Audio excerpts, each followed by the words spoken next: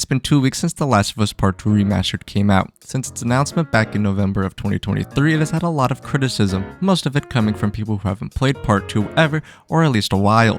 This review will be 100% honest and I won't be picking sides. When I do a review, I will listen to what people say, but not fill my head with the opinionated stances. So far, Naughty Dog has been releasing remakes and remasters, some being deserving, like the original The Last of Us game, and others not, like Uncharted.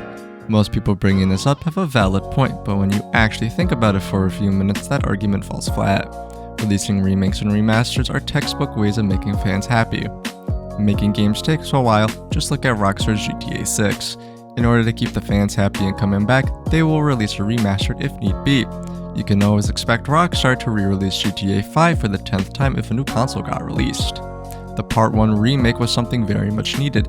The original game was released back in 2013 and got a remastered a year later, with all the same bugs and glitches. The remake removed most, if not all of those bugs. The remaster for Part 2 was just a way for Naughty Dog to keep the fans coming back while we wait for the new game. The remastered adds a lot of new content, skins for not only Ellie and Abby, but for all the no-return characters. Weapon skins for Ellie and Abby, speedrun mode, new settings, improved aiming settings, higher frame rates with unlocked frame rates, and 2 new modes being the Lost Levels and No Return. Going into the Lost Levels was one of the coolest things, seeing how much the game has changed and what we could have gotten. For the most part, I wish we got those Lost Levels. The only level I'm glad we never got was the Jackson flashback. The sewers being an extra 10 minutes wouldn't be that big of a deal because of how cool it was. Ellie randomly seeing Joel was cool, and the puzzle at the start was interesting. The boar hunt was also really cool. It was like the winter deer, but so much better. Having to actually fight the boar in order to kill it was a lot cooler than hitting it twice and then needing to chase after it. It doesn't need a remaster to something I've seen countless times. The game is amazing graphics and gameplay wise, I won't argue with that point, but I won't leave out if you only casually play the game, you won't see the massive issues with it. The loading screens. The loading screens in this game are a massive pain in the ass. I've put over 1800 hours into the base game and the worst part are all the loading screens. Some are instant, others are a few seconds, most can be a few seconds or up to a minute. Others can last over a minute, and the ones that last a while all happen in Ellie and Abby's Seattle Day 2.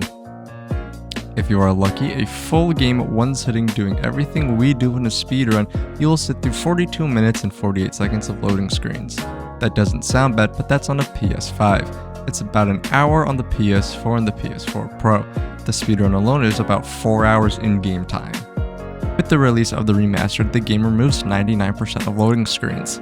A handful are still a thing, skipping puzzles will give you a short moth loading screen.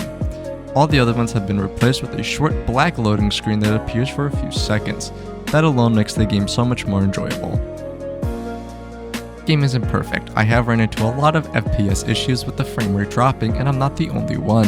After playing for a while, the game starts to dip the frame rate every once in a while, and the only way I have seen to be able to fix it is by closing and reopening the game. Now this might get fixed in the next update that is coming, but when writing the script for the video, the patch hasn't been released yet. Going back to No Return, we have noticed a massive cheating problem with the daily runs. In extras, under gameplay modifiers, these are incentivized to be turned off, because as you can see right there, enabling this will result in no challenge progress and no score posted to leaderboards for No Return. So using these like slow motion, infinite ammo, infinite crafting, infinite melee, infinite listen mode range, one shot, which is one gun does all the damage, or touch of death is the same thing but with melee weapons, all these are incentivized to be turned off because your score is not going to be posted to any leaderboard at all.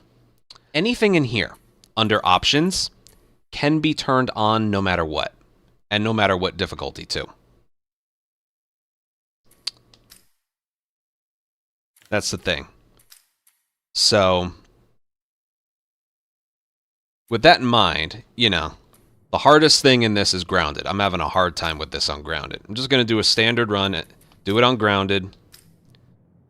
And this is what comes up when you try grounded on the story. You have options enabled that we recommend disabling. Would you like to reset these to the default values? The only thing I have turned on that they want me to turn off is awareness indicators.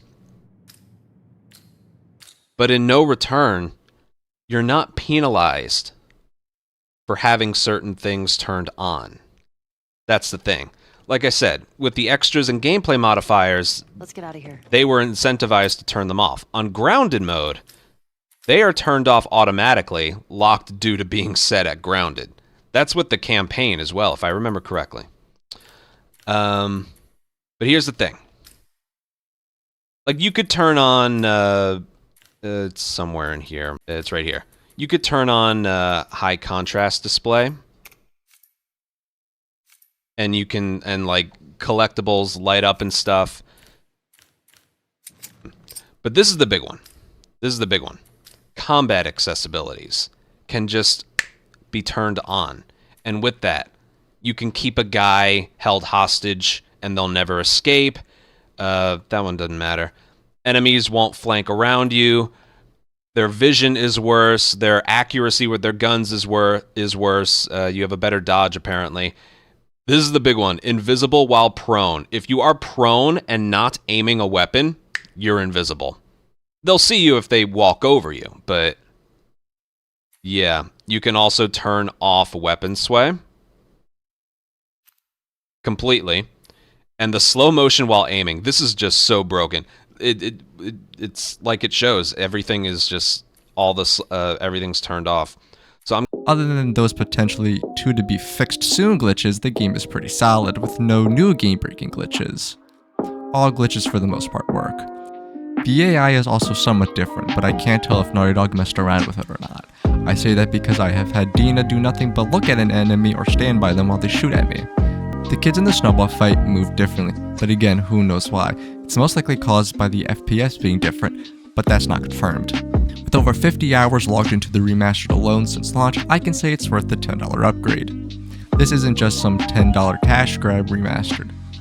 The people saying it should be free don't understand how good the optional $10 upgrade is. For $10 you get lost levels, reduced loading screens, no return, a slight visual upgrade due to unlocked frame rate, and that's just to name a few things. No return offers unlimited replayability alone. If you have $10 to spare, I would highly recommend the upgrade. That's all from me. See you later.